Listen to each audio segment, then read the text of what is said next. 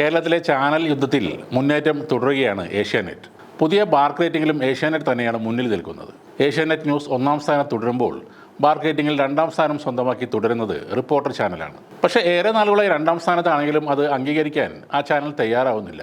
ഇപ്പോഴും നമ്പർ 1 എന്ന ഡിസ്പ്ലേയുമായാണ് reporter channel ഓടുന്നത്. 37ാം ആഴ്ചയിലെ മലയാളം ന്യൂസ് ചാനലുകളുടെ റേറ്റിംഗ് ചാർട്ട് പുറത്തു വന്നപ്പോൾ ഒന്നാം സ്ഥാനത്തേക്കാൾ ഏറെ 4ാം സ്ഥാനത്തിനായുള്ള Manorama news, Mathrubhumi news, news Malayalam 24x7 എന്നീ ചാനലുകൾ തമ്മിലുള്ള പൊരിഞ്ഞ പോരാട്ടമാണ് ആവേശം വിതയ്ക്കുന്നത്. 35 പോയിന്റുമായി മനോരമ ന്യൂസ് ഈ ആഴ്ച 4ാം സ്ഥാനം സ്വന്തമാക്കിയപ്പോൾ 1 പോയിന്റ് വ്യത്യാസത്തിൽ 34 പോയിന്റുകളുമായി മാതൃഭൂമി ന്യൂസ് 5ാമതെത്തി. മലയാളത്തിലെ പുത്തൻ തലമുറ ന്യൂസ് ചാനലായ ന്യൂസ് മലയാളവും ഒരിഞ്ച് പോലും വിട്ടുകൊടുക്കാതെ ഒരേ ഒരു പോയിന്റിൻ്റെ വ്യത്യാസത്തിൽ 33 പോയിന്റുമായി ഇരു ചാനലിലും വെല്ലുവിളി ഉയർത്തിക്കൊണ്ട് 6ാം സ്ഥാനത്തുണ്ട്. വരും ആഴ്ചകളിൽ 4ാം സ്ഥാനത്തിനുള്ള ചാനലുകളുടെ മത്സരം മുറുകും എന്ന് തന്നെയാണ് ഈ ആഴ്ചയിലെ റിസൾട്ട് നൽകുന്ന സൂചനകൾ.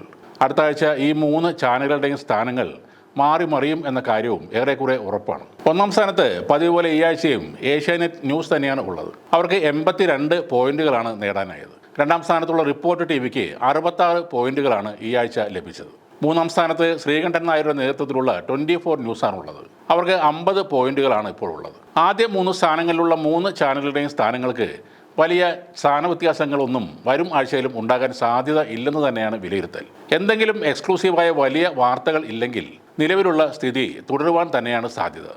7ാം സ്ഥാനത്തുള്ള ജനൻ ടി വിക്ക് 23 പോയിന്റുകളും 8ാം സ്ഥാനത്തുള്ള കൈരളി ന്യൂസിന് 16 പോയിന്റുമാണുള്ളത്. എന്നാൽ വലിയൊരു നെറ്റ്വർക്കിൻ്റെ ഭാഗമായിട്ടും ന്യൂസ് 18 കേരള എന്ന ചാനലിന് കേരള വിപണിയിൽ ഇനിയും വേരുറപ്പിക്കുവാൻ കഴിഞ്ഞിട്ടില്ല.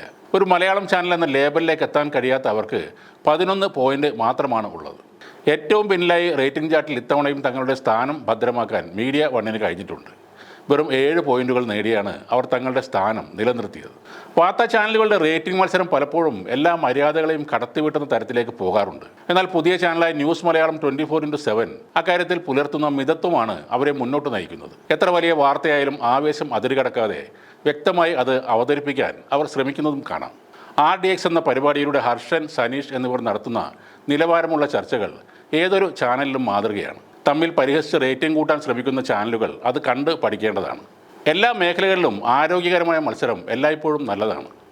എന്നാൽ ആദ്യത്തെ ബൈറ്റിന് വേണ്ടി എക്സ്ക്ലൂസീവ് എന്ന് കൊടുക്കാൻ വേണ്ടി പല ചാനലുകളും മനുഷ്യത്വരഹിതമായ കാര്യങ്ങളും ചെയ്യുന്നുണ്ട്.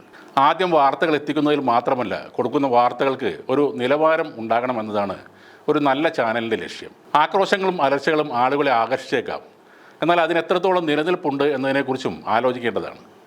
സൗമ്യമായി വാർത്തകൾ എത്തിക്കുന്ന പുത്തൻ ചാനലായ ന്യൂസ് മലയാളം 24x7 ഇക്കാര്യത്തിലെടുക്കുന്ന നിലപാട് അഭിനന്ദനം അർഹിക്കുന്നുണ്ട്.